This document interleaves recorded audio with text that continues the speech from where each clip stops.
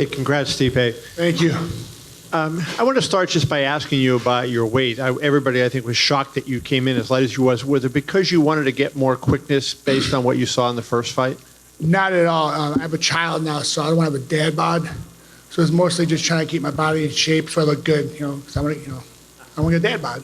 No, honestly, with the whole weight thing, I was eating a ton of food. I was drinking water. I was training hard, and it's been a hot summer too. So, but I mean, it just came off. I don't know. I mean, listen, I felt so efficient. I felt strong. I felt amazing. I just started off a little slow, but we're good. You went to the body shots. Did the corner tell you that, or was that something instinctively that you saw? It's something I saw. I actually talked to my coach earlier in the week about it. I was like, I remember him always lifting his arms up when he throws punches or blocks punches, and I was like, you know what? I mean, no one really tests his body. I'm going to start going. And I remember when Anderson Silva fight, UFC 200, he caught him with a body shot to the kick. I'm like, you know what? Maybe it's a little weaker than I thought, So, and I hit him with a couple of them, and I saw him wince.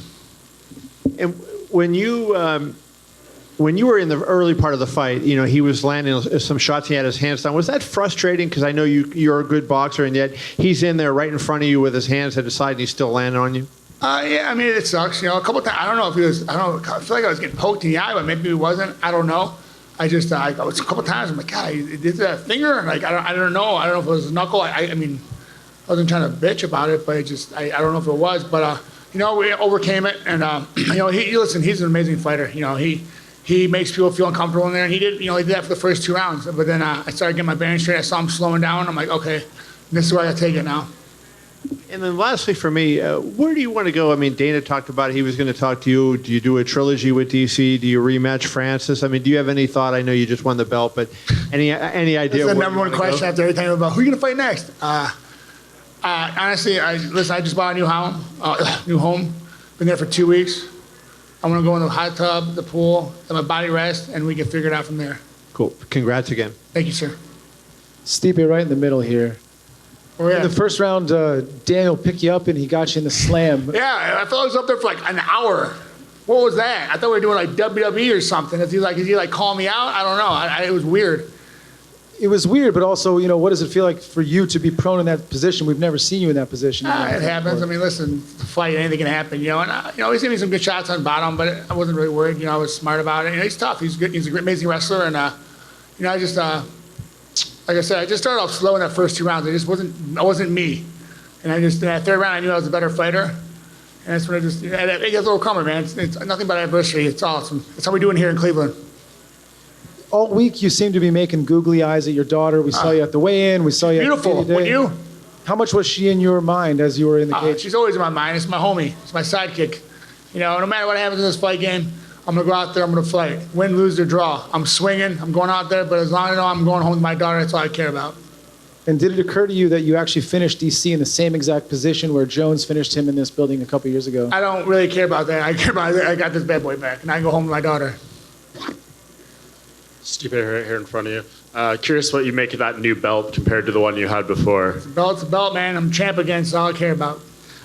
Where did you learn that celebration after the? Dude, I honestly, I it was getting old school.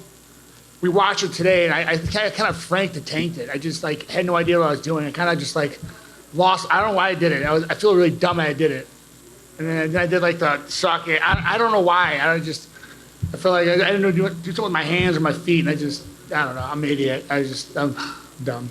Is it just adrenaline that takes over? Yeah, I think adrenaline takes over. I'm just I'm that guy at a party that does dumb stuff. Why would you do that? But it's fun.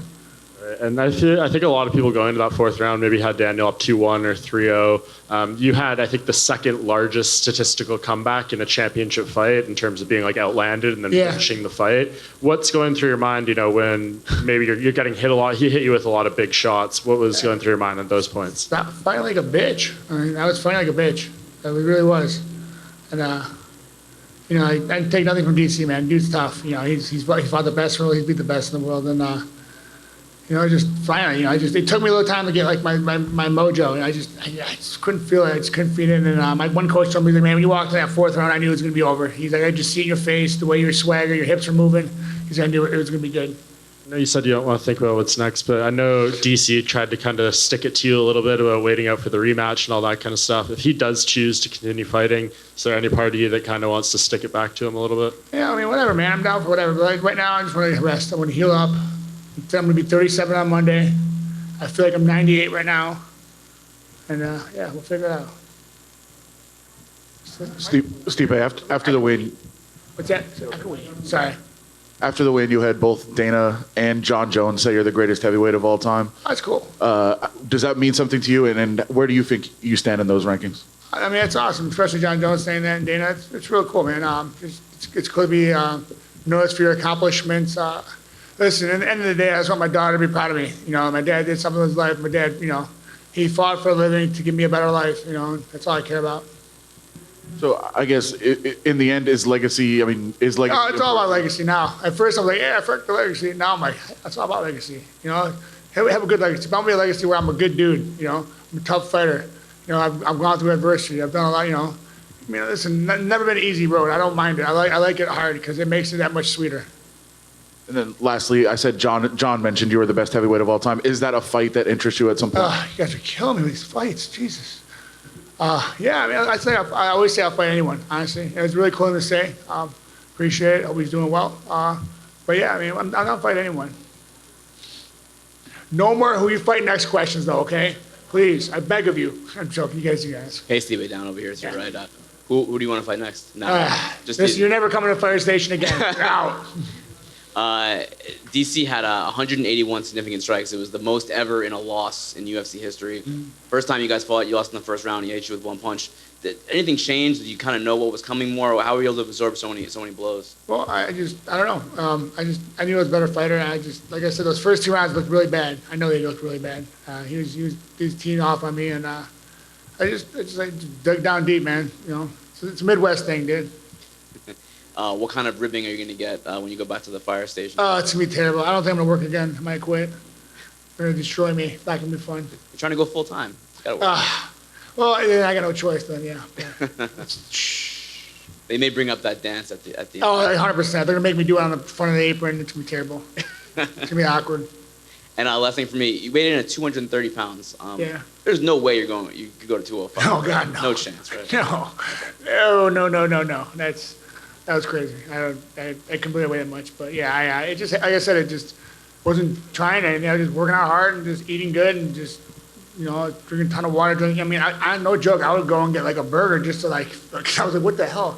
So I would eat shitty food once in a while just to see what would help, and nothing.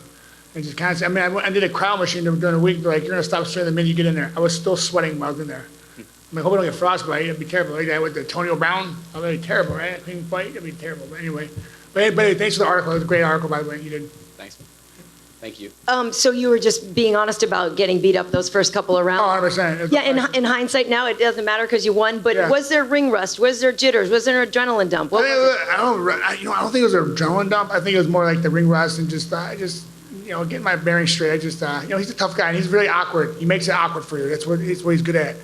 And I think it just, it just took me a little bit, but hey, like you said, it ain't a sprint, it's a marathon. So he said that he let his coaches down. He feels like he let his coaches down by not wrestling. Did you expect him to try to take you down more? Yeah, I mean, he got me that first takedown. I felt comfortable. I got the angle, and I idiot. I didn't do what I was supposed to. I've been working on it the whole camp.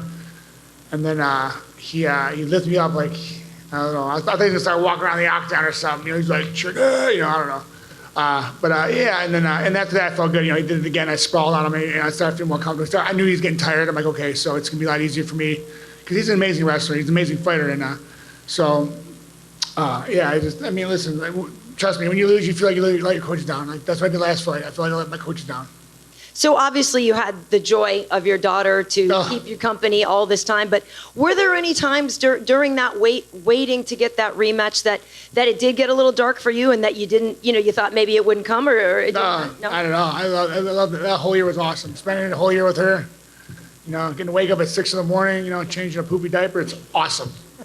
No, but I honestly wouldn't change it for her. I'm so happy. Like, me and my wife are so blessed to have such an amazing daughter, such a good kid. And certainly it gives you an opportunity to heal up from any sort of lingering injuries you may have had anyway then. Oh, 100%. Well, it wasn't that bad. I think it was more mental and just letting my body recharge, because I I mean, I don't know. Some guys, I don't know if some guys can do it. I can't, but if I'm go. Eventually, I'm just gonna wear down, and just mentally and physically, I was kind of just drained. Awesome. Well, congrats. Thank you. Stipe over here, I'm just joking. on your left. Right here. Okay, I see What's you. up?